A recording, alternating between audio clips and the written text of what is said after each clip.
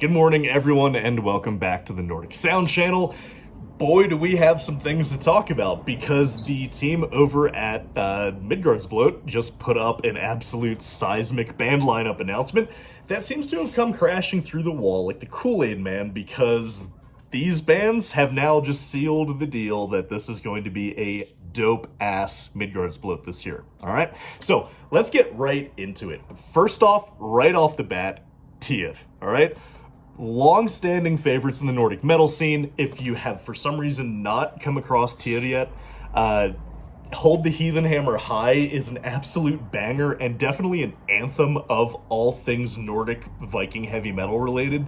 Their most recent performance with the Faroe Island Symphony Orchestra, Night at the Nordic House, was awesome. On their most recent album, they had this track called Garm, which I swear to God it was like my most played track 2 years in a row. There's just something about that that absolutely slaps. So, anyway, to condense it, Tyr, I've been wondering when they were going to show up. I don't know if they've played Midgardsblot before, but I was not surprised to see them come up. But it did like shock me a little bit, because I saw their announcement on Instagram before Midgardsblot put up the whole lineup announcement. And, I was scrolling, and all of a sudden I was like, was that Tyr's name with the Midgardsblot color palette? Just hold on a second. Scroll back up, and I'm like, this is gonna be a good festival already. But, it got even better somehow, because friggin' Blackbraid is playing, one of the most requested bands. I have been a fan of Blackbraid for a very long time. He had a collector's cassette that he sold on Bandcamp. I've got it somewhere around here. I have his CD, Blackbraid 1, in my CD drive right now in my car. I absolutely adore that album. I thought it was just groundbreaking for the American black metal scene. And even just a little bit of a sad story, he just played in Denver a week ago. Yeah, like last Friday, I think, but we couldn't go because we had just paid rent. So listen, I couldn't afford the tickets. But yeah, he played on the Decibel tour. He came around to the Denver area, and I unfortunately missed it. But apparently, for those I know who attended, he's a pretty great performer. So I am a little surprised that Blackbraid's going to be there, just because it just seems too good to be true. Right? But that's a good problem to have. If you don't think something's going to happen because it would just be too good, but then it happens anyway, I don't know. That's a good problem to have. So, Blackbraid, if you haven't given him a try yet, his groundbreaking... The song titles are very long, so I need to look this up. Right, okay, so his viral song that sort of like put him on the radar for black metal was Barefoot Ghost Dance on Blood-Soaked Soil. Go give that a listen if you haven't listened to Blackbraid before and you're a fan of black metal. I don't think you'll be disappointed, and I'm just really looking forward to seeing him just absolutely melt face at Midgardsblot. What a great matchup. So glad that's happening, and so glad it wasn't too good to be true. But as surprising as it was to see Blackbraid on the bill, I was not surprised at all to see Skáld. Skáld is probably one of the most commercially successful Viking music bands, outfits, whatever you want to projects, whatever you want to call them. Very talented performers, very dedicated artists. So I'm really excited to see them live, because you guys have heard me talk about this before. Whenever you have artists that treat their music as studio art as much as these guys do. I'm not saying that they don't have any like performative aspect to their music, but if you've listened to them enough, you know that like the actual experience of putting on the headphones and listening to their music is pretty significant to, their sound. So I'm really interested to see how that translates to a live setting. Hopefully it's going to be in the Guildhall. I think that'd be a great setting for them, but I know that space is in pretty high demand, so I wouldn't be surprised if they weren't either. But anyway, Skáld, great addition. Not surprised at all. Stellar Viking music to have there to really sell the aesthetic of Midgardsblot. It's going to be great. And next up, at least just out of the bands that I'm familiar with, or musicians that I'm familiar with, the wonderful Steve Von Til is going to be joining us at Midgardsblot. For those of you who are not familiar with Steve Von Til, he is a poet, an artist, on top of being a musician. Everything he creates just has this artistic cohesion and purpose to it that is just so remarkable. And I still remember the first time I saw like just the artwork that accompanies his music. I was just blown away. He captivates you, right? He's a talented, like, I would say that he's like a pagan singer-songwriter, much in the same way that I would refer to like OC and the Jupiter in that same way. But he's not really that much like OC and the Jupiter. Just trying to give you guys something to go off of if you haven't heard of him before. I was lucky enough to not only see him at Fire in the Mountains, he actually lulled me to sleep. I could hear him from my tent. I had to go to bed a little early, just being in the sun all day. His wonderfully gravelly voice lulled me to sleep. He put on an excellent show at Fire in the Mountains. And then I was also fortunate enough to actually get to chat with him for a few minutes.